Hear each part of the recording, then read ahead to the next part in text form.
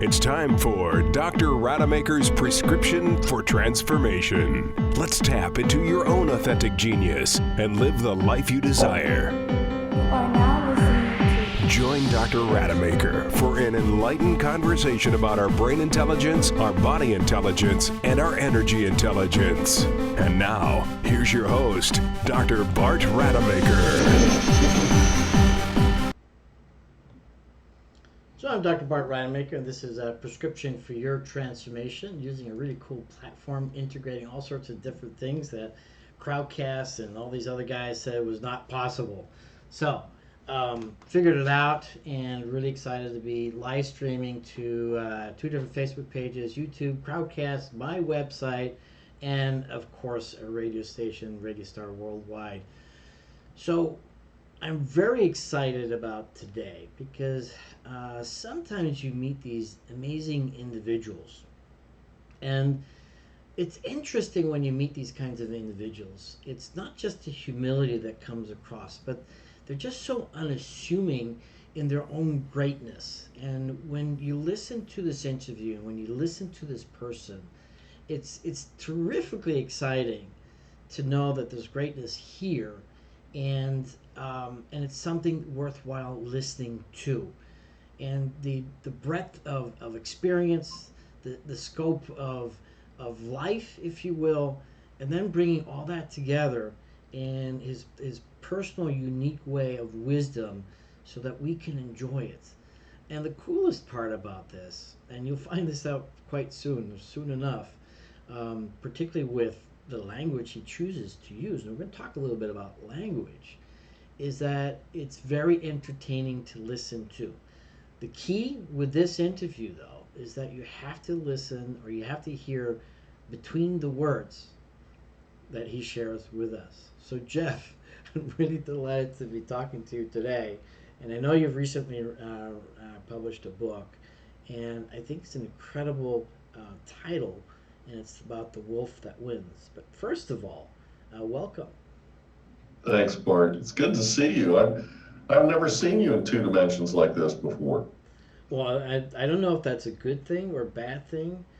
You look good, dude. You really did. Oh, very good. Great. You look younger than me. Well, what month were you born, so we know which one's older? July. So I am 1 month older than you. So no kidding. You're a June guy. Yeah, I'm the senior.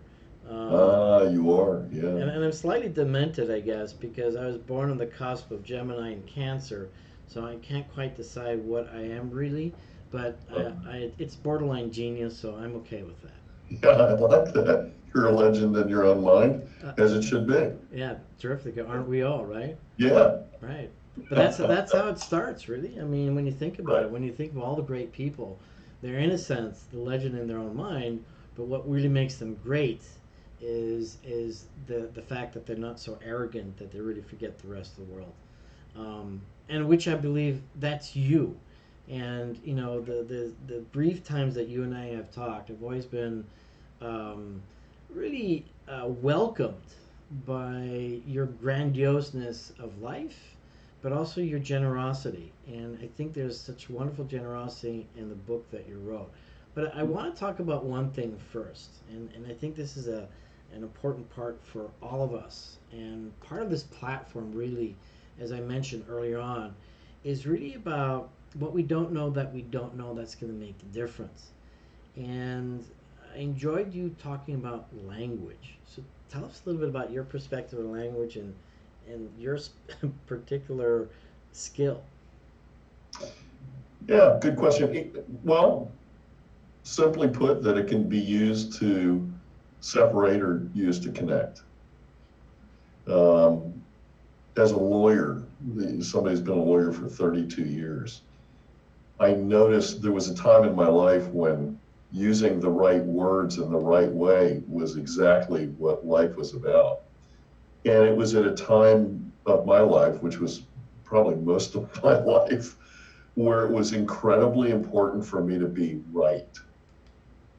It was very important for me to think I knew and to be right. And that was a big part of my life, especially through my teenage years and into my 20s and probably 30s as well.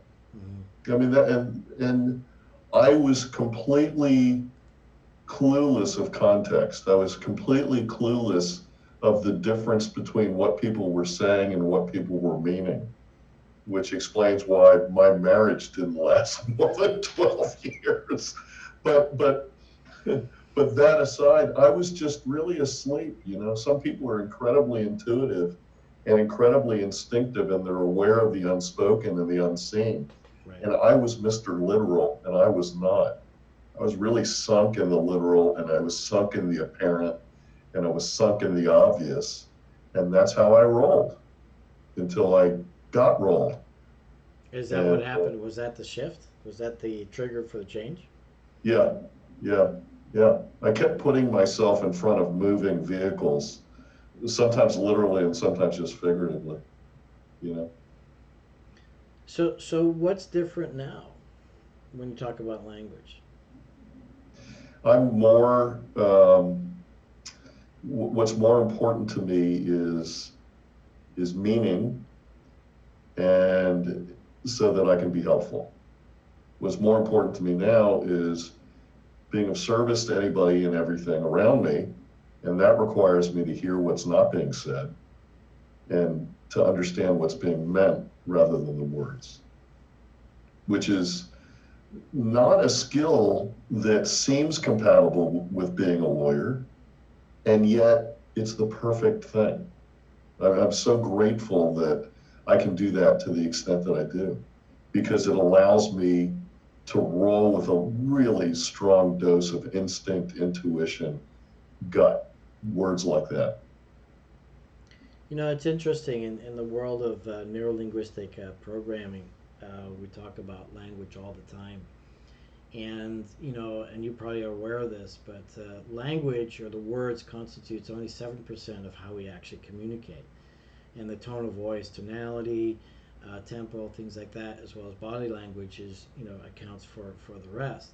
But what's truly interesting is how we are ignorant, really, of the way that we use language. We use it quite improperly.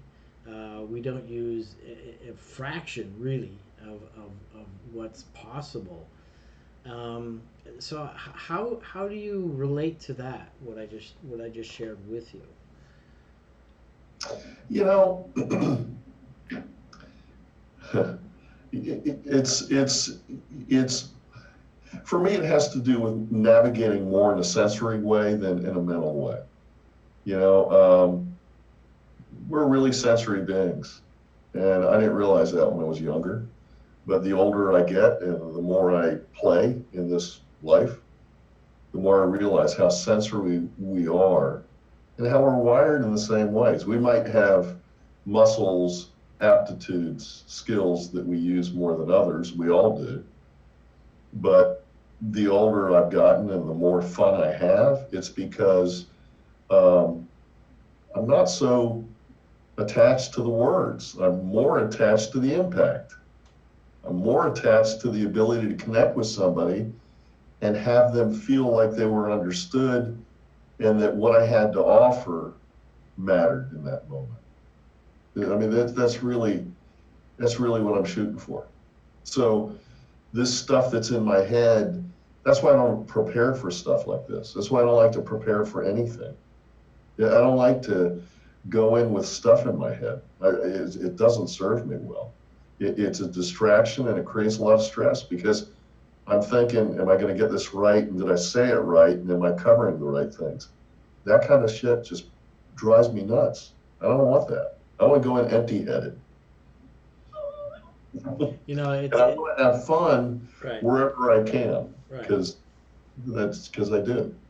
So you're the ultimate creator. You create everything in the moment, which is awesome. And you know, quite frankly, I mean, that is, I guess, one thing that I should be more specific than getting it right, of course, with language. No pun intended here, but it's charisma, and that's one thing that you have. And it's interesting what a component of charisma is also presence. And I think that's also what you're saying. You're just present in the moment, engaged fully with what's here and what's now, and therefore really responding to that versus, having a script like, okay, well, this is what's going to happen, sort of thing. Yeah. And I think that's I'm not at my best that way. That's yeah. for sure. And I think that's perhaps what I noticed most about you is nothing's that prepared or let's say not so much rehearsed but repeated behavior versus what's authentic and original in each moment. And I think that's and that energetically that actually comes out in the interactions I've had with you, which is awesome. And I think that's a great gift that you can then obviously give to others. I like to believe, and I usually believe, that everything that I need, and that I'm going to need to access is available and will be made available. I don't have to worry about it. Yeah, but if it's not, you're an attorney and you'll figure out how to do that, right? I will, exactly. I'll figure it out, and it'll look like, man, he knew all along, and I didn't. It's like, it's like when your kid asks you a question and you have no answer at all, Right. and somehow you kind of pull it out of your pocket, and you didn't know it was in there, and you're talking, and it's like, that's really good. They're really believing that I actually know what I'm talking about. Yeah, I better write a note to self and capture it for forever.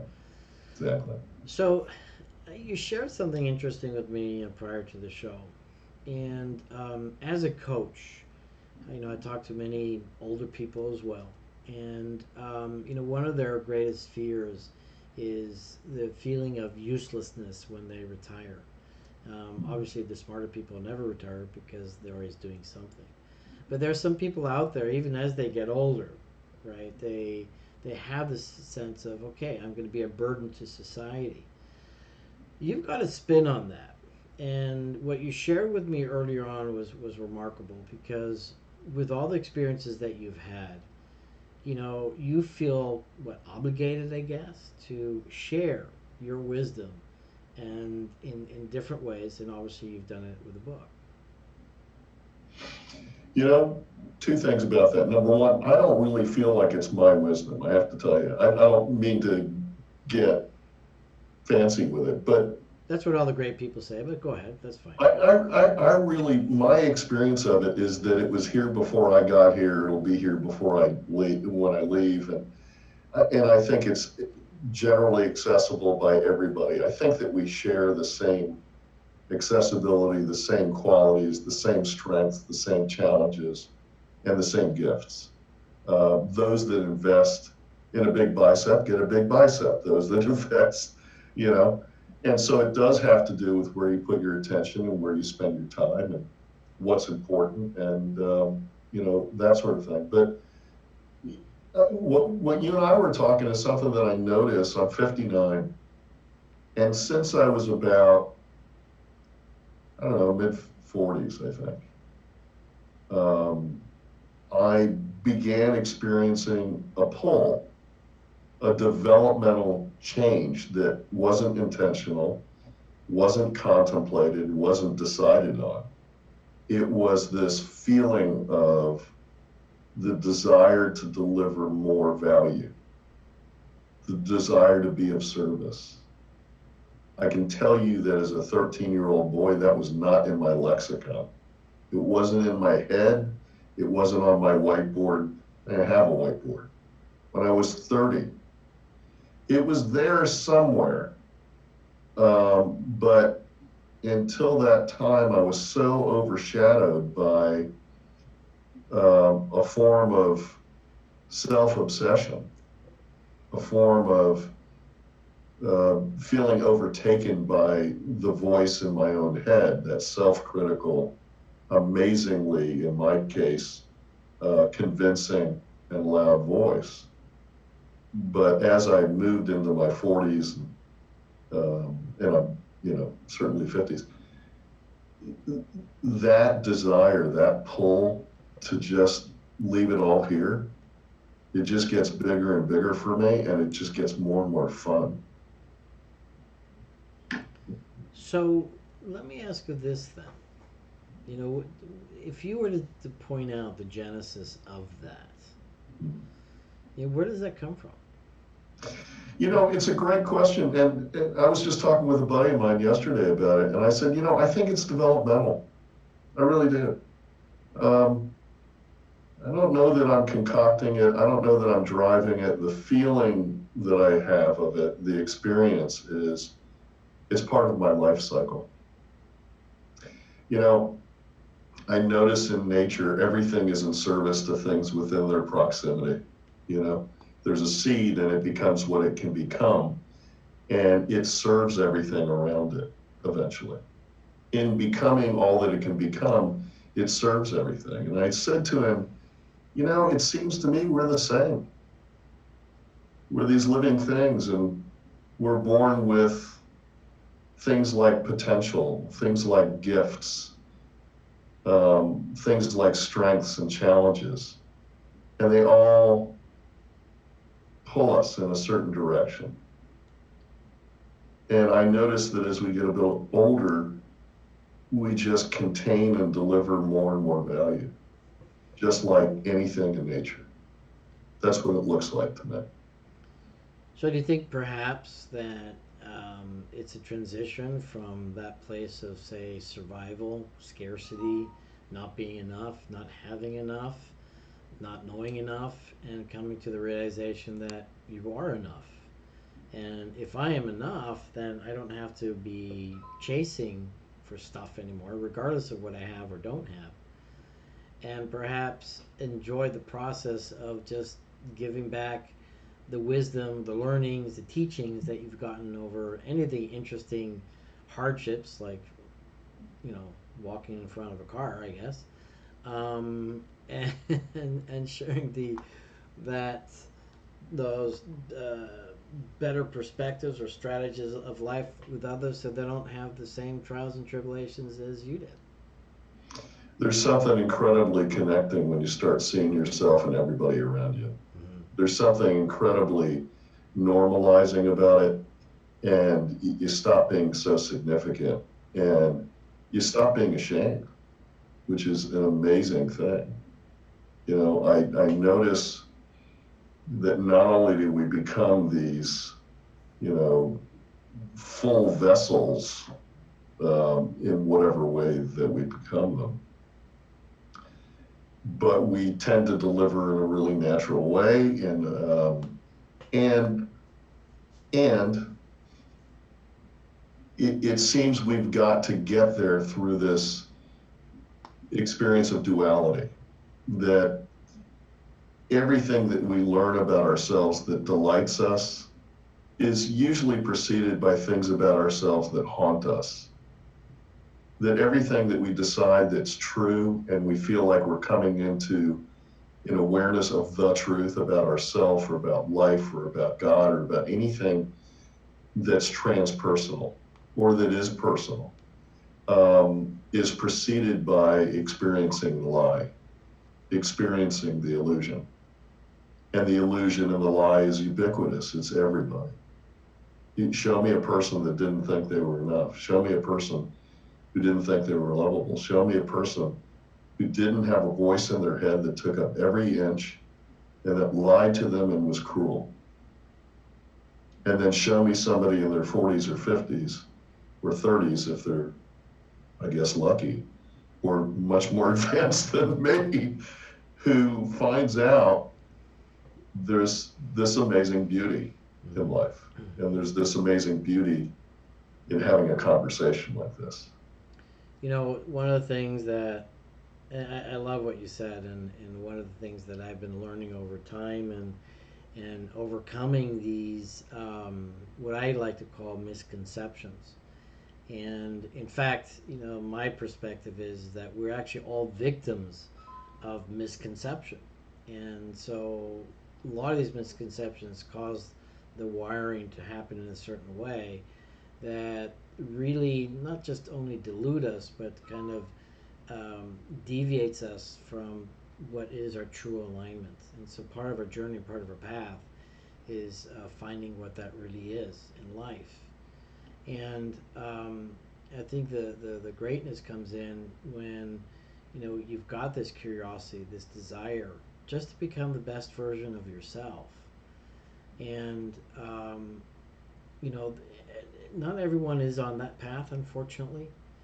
But I think when these different instances trickle down into our consciousness that says, hey, you know what, this might be worthwhile, look into this. And then you get into that space of your own personal expansion. You used a word that I think is underutilized. Yeah, curiosity. If I had to say that there's anything that has pulled me through life and created a really rich experience, it's curiosity. And it's not something I can necessarily take any credit for. I've just been very, very interested in everything, especially what's going on with me, especially what's going on with other people.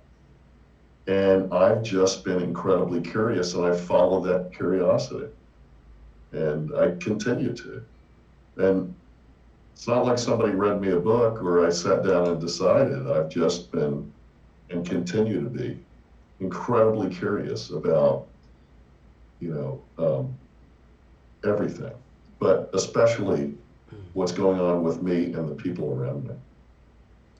It's interesting you say that because you mentioned earlier on, people who don't love themselves, or people who don't think they're good enough, or just basically beating ourselves up.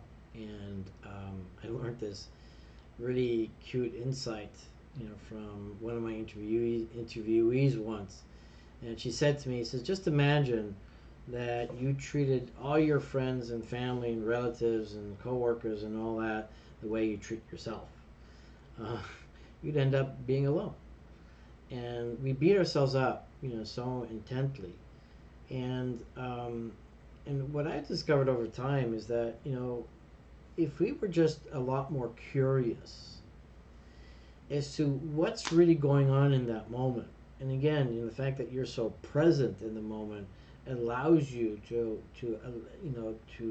let that curiosity flow and figure out, okay, what's really going on here, and kind of being unattached to what that meaning is until you find something that's really in the best alignment to your soul, to your heart, to your mission, to your purpose, whatever that is for you. And it's interesting too because you said you always had to get things right, and also as a surgeon, I always had to get things right. As attorneys and as surgeons, as docs, we're not allowed to make mistakes. Particularly as a physician, I mean, it can be fatal. It's like, oh shit. And so that's a major stigma, I think, on many docs that they just cannot get away from. And so the point that I'm getting at is when I used to be very hard on myself, people say, oh, just love yourself. It's like, really? Is that the best thing you could say to me? But kind of in context with the things that you shared with me earlier today and during this interview, is let's just, with curiosity, remove whatever stops us from loving ourselves. And when you do that, all that's left is authentic love. It's I think that's available, and I think that's a path that I wish for everybody, of course. My experience with it is that following the suffering is a great freaking path. Just follow the suffering. One of the greatest motivators in my life has been, I feel like shit. I feel shit about myself. I'm just overwhelmed with a sense of horribleness. And so I'm looking for relief. And fortunately for me, most of that search has involved fixing that through anything that I can encounter. And most of those things, when I look back, fortunately, really positive and healthy. Lucky for me, because they often aren't, But that's really what I was following most of my life. is just follow the discomfort, follow the pain. You Try know, try to unwind it. Try to get on the other side of it. I would try to fix it with this and that and the other thing. And what a great journey. you know, I have to you know, share an admission of mine, and I've been very fortunate growing up in 5 different countries and great parents and all this kind of stuff. And so I never had any of those horrible, you know, childhoods or major, you know, conflicts growing up and everything else. And what's interesting is when you see some of the most successful people in life, they've also had some of the most troubled, you know, youths comparable to others. And so one of my challenges growing up is well, where did my struggles come from? I didn't have any of those struggles, so I'm never going to be great. That's a flip. I don't feel like shit enough. Right, I don't feel like I need shit to enough. really dig in and feel horrible. Yeah. Horrible. How can I create that? But what you say is true though, and I think as human beings, I mean, it's Homo sapiens, which means the knowing. We're actually wired to simplify our lives. We're actually wired to make our lives easier. And so clearly, you know, when there's a challenge, there's a problem, we want to solve it. We want to make life easier. We don't like the pain. Let's resolve the pain. And quite frankly, you're right. I mean, that's where progress has come from, is people solving, you know, the problems that we're not happy with. I mean, that's how the light bulb was invented, the fridge, you know, whatever that is. It's created enormous momentum in my life, and I'm very, very grateful for it. I didn't value it, you know, more, especially when I was younger. My strategy, my intention was, let me at least learn something so it's not pointless. And you know, it wasn't a book and it wasn't somebody taking me aside. It was just a survival instinct of, I needed the pain and the suffering that I experienced to have a point, to have value. I needed that. So I made sure that happened everywhere I went, and, you know, every time I had an opportunity. And that's part of the curiosity and the momentum that got created in my life, and it's a big part of it. So are you then telling me that besides all your, you know, law books, you didn't read any other book to help you get further ahead? I did. I did. I did when I was a teenager. And really, I'd say in the teenager, it was kind of the time when I started looking. It's also that it was about 12 or 13, I started smoking pot. And then I started getting my hands on these spiritual autobiographies and just started trying different things. I remember, God, I was probably 13 years old when, I don't remember I can't remember the series of books, but they were from Rabin County, Georgia. And they were all about self-sufficient living. And I was so attracted to the idea that, man, I could do everything on my own and I don't have to need anything or anyone. And that elated me. And depressed the shit out of me too. Because I'd be off for hours and days going, I'm going to really not need anyone or not need anything. And, you know, it's a double-edged sword. So Foxfire. I think the name of the series is Foxfire. Foxfire. All these self-sufficiency books, I'm like, yeah, that's the way. So you were planning on going to the desert and just surviving, you know, off the grid? Yeah, let me tell you a story about what that looked like. One of the funny stories. So I'm, 19. I went to school, college for a year and sucked at it. So I quit. And I was a camp counselor for a summer. And in the midst of this shame-laden, self-sufficient mindset, I'm like, I know what I'm going to do. I'm going to take my earnings from the camp. I'm going to buy a backpack and buy stuff. And for a year, I'm going to go by myself all around the national parks. Very serious. And in fact, I went and spent nearly every penny. on backpack and all this stuff, and have the right boots, Vibram soles. I never knew anything about that, so I'm all ready to go. And the last day of camp, this is in North Carolina, I had a buddy of mine drop me off, Pisgah National Forest, drops me off, and I'm like, see you later, and I'm going to start my adventure. And I'm walking about about hour and a half. I'm walking into the woods, and I'm just going to figure this out. It's the beginning of a great adventure, the culmination of my self-sufficient, nature-based life that I was so drawn to and that I was all about. And it starts to rain. Not a hard rain, but just, it's a rain. So I get my tarp out and I string it up and I get under the tarp, pull my stuff under the tarp, and I curl up to stay away from the rain. And I realized I'm like in the fetal position. And this is horrible. I hate every minute of it. The isolation, the physical challenge of it, I hate it. So in the midst of that non-pouring rain, I pack everything out, take the tarp back. It takes me about 8 minutes to get out of the woods that took me an hour and a half to get into. I hitchhiked back to the camp. That was the culmination of the whole nature self-sufficiency journey of my life. There it was. Took about an hour and a half. So I'm curious, what was the epiphany on this one? I didn't want to do that.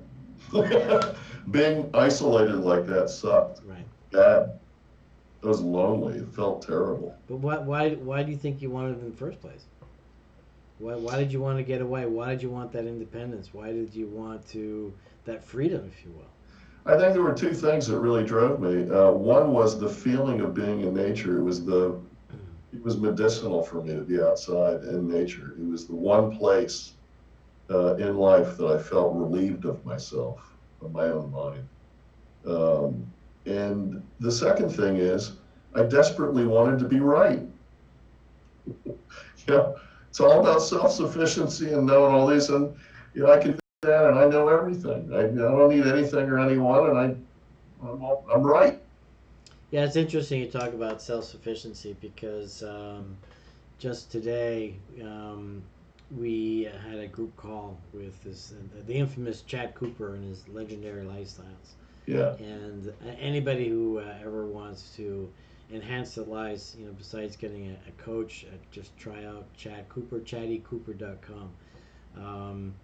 But we're talking about independence and dependence. And it's interesting, we do also go through this transition from just seeking out independence and thinking and believing that, that's the ultimate, being completely independent of anything and everything.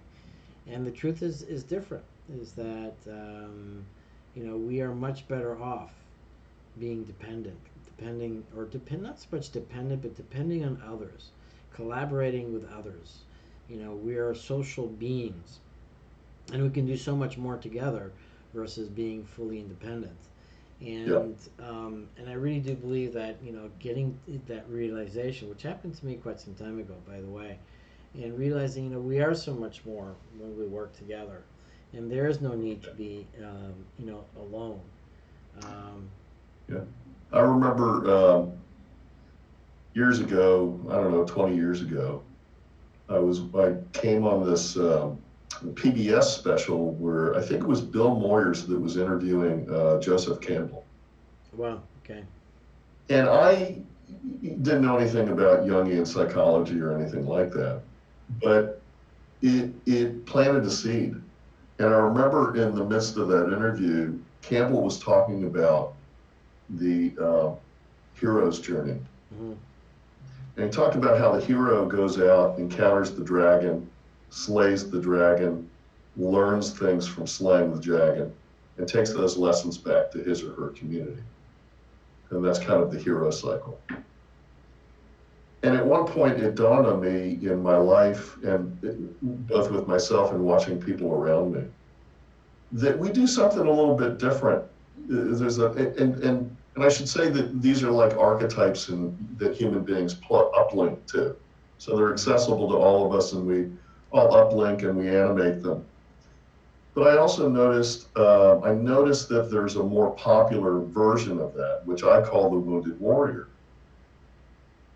Go out, encounter the dragon, kill the dragon, learn lessons, find another dragon, kill the dragon, learn lessons, and then you put the lessons in your backpack.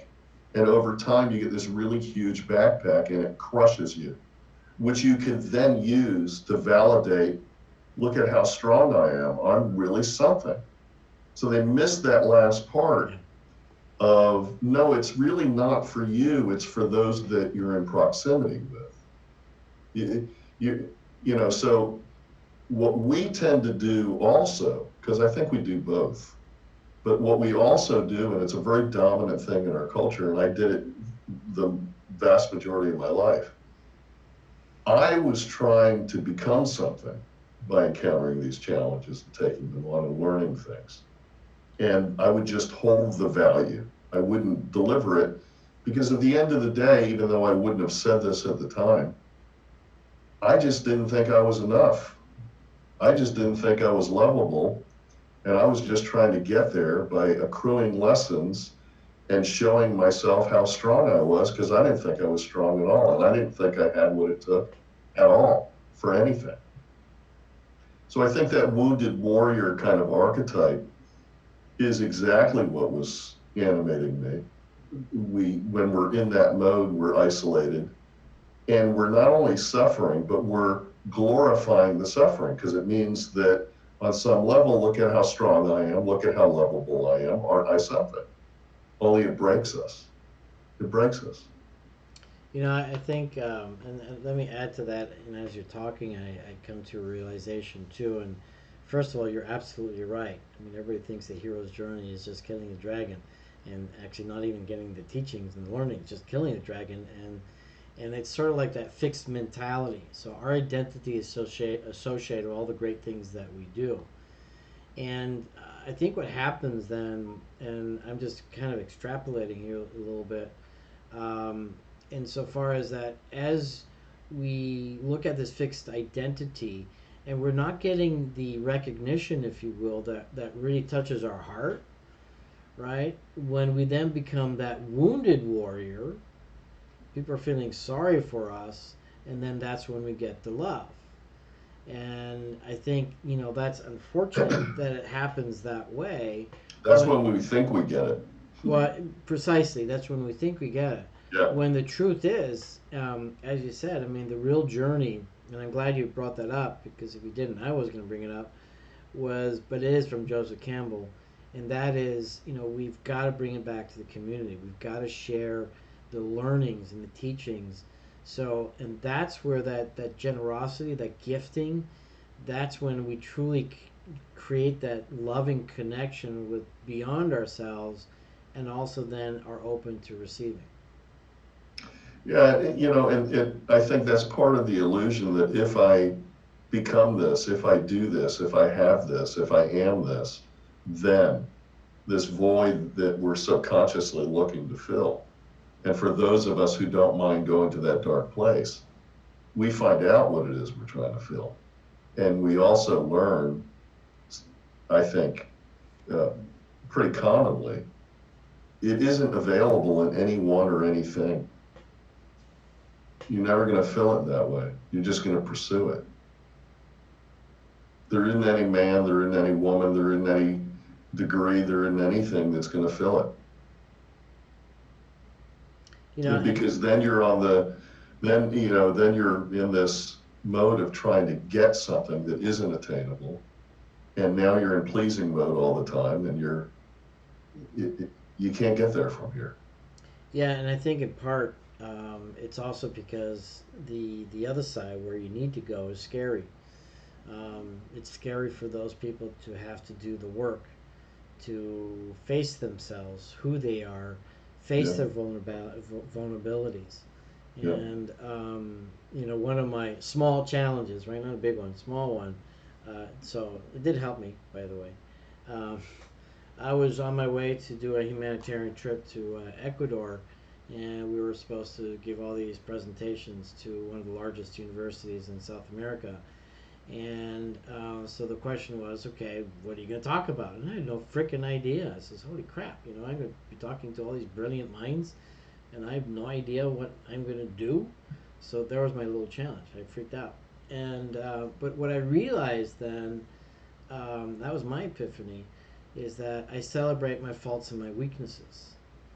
And so that was exciting for me because that allow me to realize that yes, you know, I don't like the term "we're perfectly imperfect." That's just BS. I mean, you're flawed. I mean, however you want to define that. I mean, you're screwing it up. I'm not going to use the word that you like to use. Fucking it up. Sorry. Just for the audience to know, I mean, Jeff asked permission to use, foul language. I think I I'm used withholding. but you're withholding very I'm nicely. withholding. Thank you for that. I'm like hunkering down. Yeah, I don't know if Robin, who's listening in, would appreciate it. I mean, she's very sensitive. Yeah, I see Robin on the screen. Yeah. Yeah. It's all dark. Yeah. Robin's my producer, by the way. She's awesome. She's got a beautiful voice. But because she doesn't have a camera, she's not allowed to talk with us. But what I found, and it really was instrumental or pivotal for me in the journey that I've been going on with my platform, and that is, we live in an intelligent universe. Nothing happens by random. And so all we have to do is we have to recognize that intelligence within us, our brain, our body, and our energy intelligence, the intelligence in the universe, and really recognize, there are things, there are strategies, there are algorithms, there's processes or systems or software, whatever, that just don't work. Okay, it's information, change it. And so rather than being attached with a certain kind of identity of, well, I'm good or bad because I have this, I mean, you have it. And if it doesn't serve you, then great, do something about it. The shamans, there was a period in my life when I interacted with shamans in Peru quite a bit. And they would always ask this question, which I had no idea what they were asking, what they would ask. And they would say, can you grow corn with it? And I'm like, that's so cute and colloquial, and they're so small and wise. No idea what that means. Can you grow corn with it? And like everything else, things become, the value of the significance is rarely obvious to me in the moment that it's apparent, that it's shared. They have to kind of take root and kind of become available. And that, for me, it takes whatever time it takes. And I realize, they're not talking about right or wrong. They're not talking about that there's a particular way. They're talking about, can you create value with it? That's really the question, is like, not have you got it right, but how are you using it? Does it create value for you and people around you? Awesome. And I think it's just such a resoundingly simple and helpful question to ask. Can you grow corn with it? That then simply just becomes a gift. And a gift is something that remains unattached to you, because people could take it, they could leave it, could change their life, can transform their lives, they could do absolutely nothing. Maybe they're ready for it, maybe they're not ready for it. But in your heart, there's value. I think we inherently, instinctively, as human beings, are drawn to that. I always say, I've noticed once that the greatest cure for recidivism is aging. I remember listening to this special about folks in prison, and number one cure, if you will, for recidivism as they get older. I'm going, oh my, well, of course, because we get sick of ourselves. In other words, we get sick of creating the same thing over and over again, and then there's some momentum there, and then we get really curious about maybe there's another way that feels better. Right. So talking about feeling better, you wrote a book. Yep. And I love the story about the wolves. So go ahead and share the story about the wolves. I love that. I love that you know Mm-hmm. that story. Um, the name of the book is The Wolf That Wins. And of course, everybody that reads it and they find out that I'm a lawyer, they go, another success book by a dude who's got way too much, which is like repulsive to me. Like, I don't want to write that book. And I would never write that book. Right. The algorithm in our culture for podcasts from young guys is they're 30. They created a life-changing technology or solution to something, and they have about $8 billion that they're seed investing in 15 other companies. And that's what success should be for you. Mm-hmm. I hate that algorithm.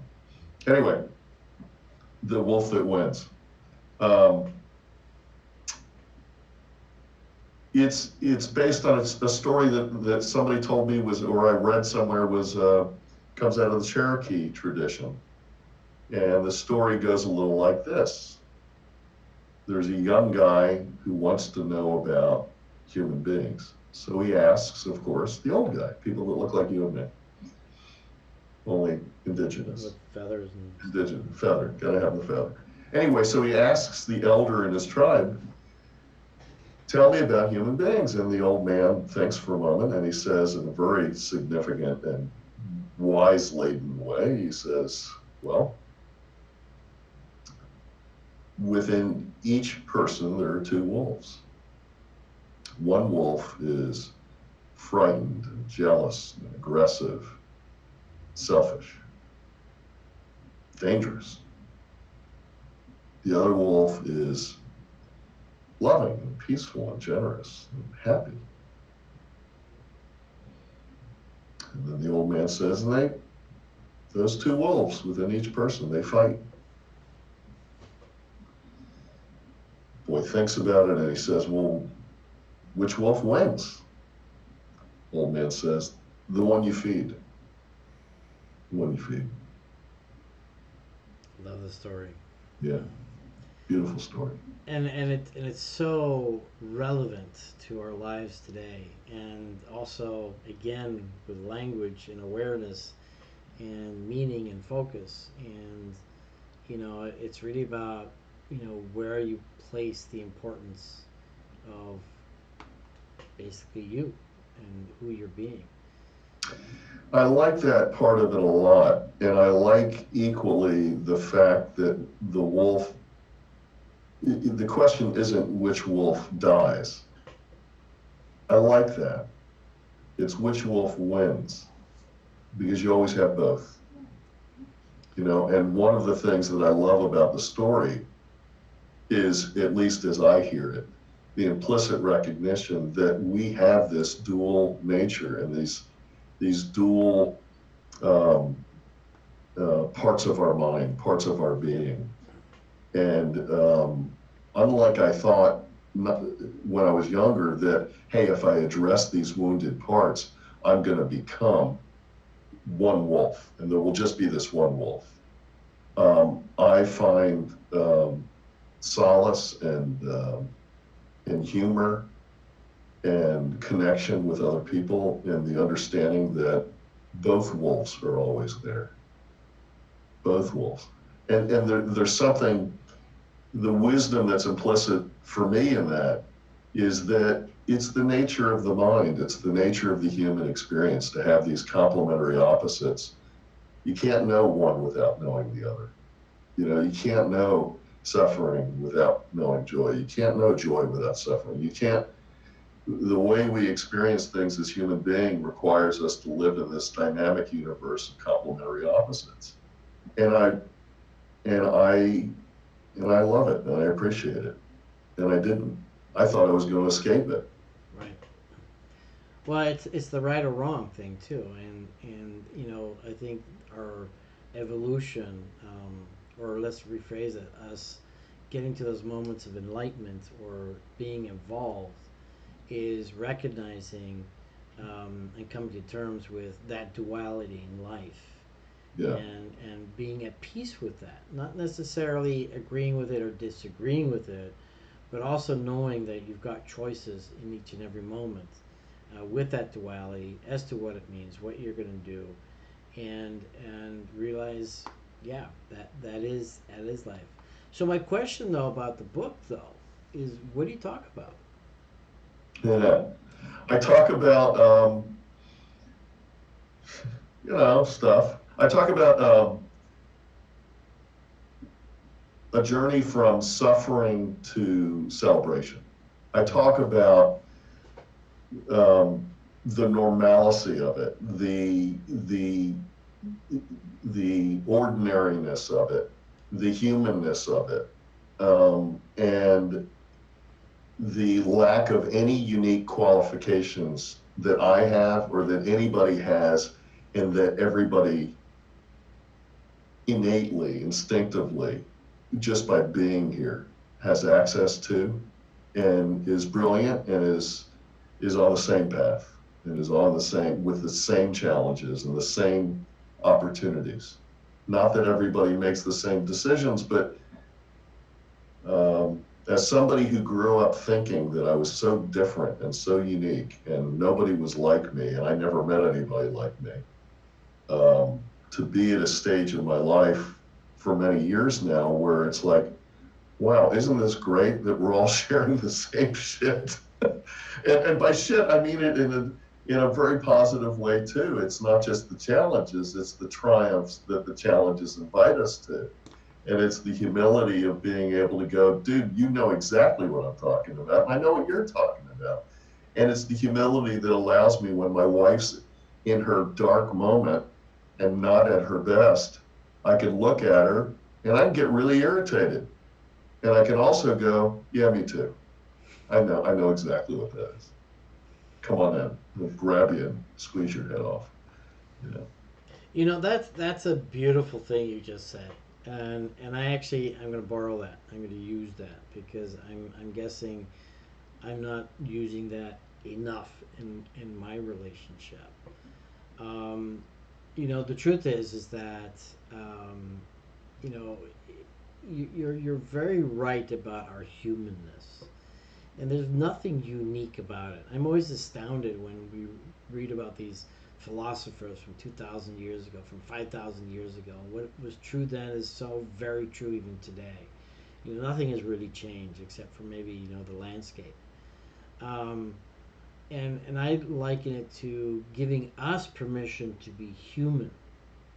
But I think what's relevant too, and I love what you just shared just now, is simply recognizing and acknowledging, with the other person that, yeah, me too, not right now, but me too, versus trying to take responsibility. And this is where the challenge that I have sometimes, trying to take responsibility for the other person and trying to fix it at the same time. Now you're talking about guy-woman stuff, where unfortunately every time guys open our mouths and try to, quote, be helpful to a woman in the moment that they're challenged by, it gets interpreted as judgment, criticism, and control. Yep. And you have to live long enough and screw that up enough before you go, not a good strategy. The role, and it's great, and women, in my experience, are great this way because all they want is connection, and all they want is to share life and share experience. And so all they're really wanting is for you to sit with them and be with them in it. And we're like, we don't know what the fuck to do. We have to, they're obviously suffering. That's one interpretation, but it's not the interpretation that has served me well at all. Right. They're learning, they're getting ready to learn. It's an opportunity for me to remember something about myself that I've forgotten or that I'd like to forget. But that when I remember, I'm having a loving moment instead of a judging moment or a fearful moment. Yeah, yeah, brilliant. This whole interview was worth just that for me today. We're slowly wrapping it up, but I just have I came up with a great thought. And I know at one time we were part of a mastermind group, and a mastermind group that I thought was epic, by the way, but also but always very relevant, because the misunderstandings that surround, men and women and masculine and femininity. And come to mind, I think if you're up for it, let's get another two guys, I love it. on this platform and just do the guy talk and being, appropriate, of course, but really Yeah. kind of discussing some of our challenges and hopefully allow the women to listen in from a distance and realize, oh, he's not the only one. So, sort Yeah. of thing. But That really would also, be great fun yeah, but and really valuable, I think. yeah, I think so too. And so we Yeah. definitely, so I know one guy that will definitely buy into this, and that's Mr. Gimpy? Cooper. Gimpy Gimpy. Cooper? Yeah, Gimpy Cooper. Yeah, definitely get him, and then we'll have to get a fourth guy. That'd be great. And that would be, Anytime, man. yeah, that would be terrific fun. We have a couple more minutes before I wrap it up with Robin. I really appreciate, again, the vibration and the energy that you come across, and for me, what I begin to notice in general, people, is their vibration, where they're functioning.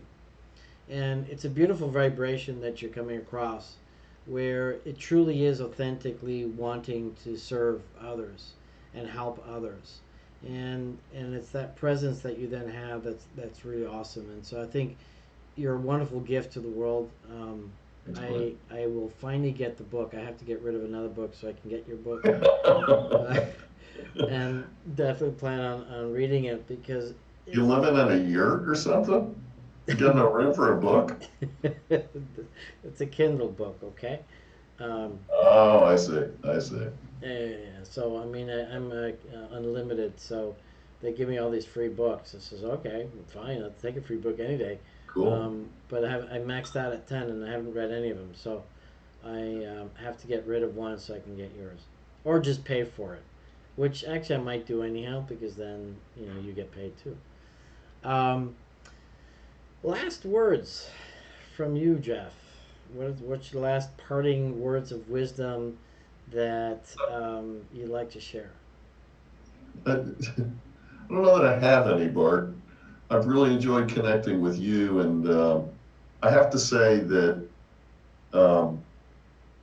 any time that I get to have a conversation like this with another human being, it's just the best thing and the best way I can spend my time. It's the most fulfilling thing that I do in my life. And so thank you for asking me and for having this conversation. I really appreciate it. Well, thank you, and for those listening in, The Wolf That Wins by Jeff Cohen. Definitely get that book. I mean, the symbolism behind all that is critical, and what's also totally relevant is that it's the putting in perspective that none of us are that unique. None of us are alone in this. And Shamin Shirzad did something very, very similar. He at a conference, he asked everybody, write down the most embarrassing thing about yourself that you don't want anybody to know on a card. 500 people wrote some things down, and then once he started reading these things anonymously, there was a huge sigh, because people realized that they're not alone. And I think that's also very much what you're saying. Yep. Thank you, man. You got it. Great. Thank you. So I'm Dr. Bart Rademaker, prescription for your transformation. Real people, real conversations, real success. Tapping into your authentic genius, but particularly the brain intelligence, the body intelligence, as well as the energy intelligence. Talking to Jeff Cohen, the wolf that wins. Thank you so much. I'll be back next week. It's time for Dr. Rademaker's prescription for transformation. Let's tap into your own authentic genius and live the life you desire. Rademaker's prescription for transformation. Join Dr. Rademaker for an enlightened conversation about our brain intelligence, our body intelligence, and our energy intelligence. And now, here's your